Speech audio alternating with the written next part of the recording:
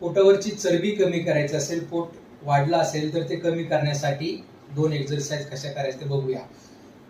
दोन्ही पायामध्ये खांद्यापेक्षा थोडं जास्त अंतर घेऊया. सहज करायचं, हात सरळ वरती करायचे आणि फॉरवर्ड बेंडिंग करायचं. श्वास घ्यायचा आणि श्वास सोडताना खाली यायचा.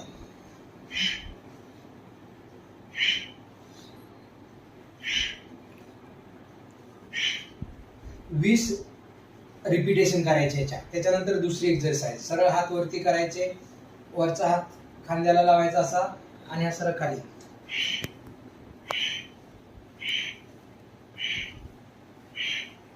दुसऱ्या साईडला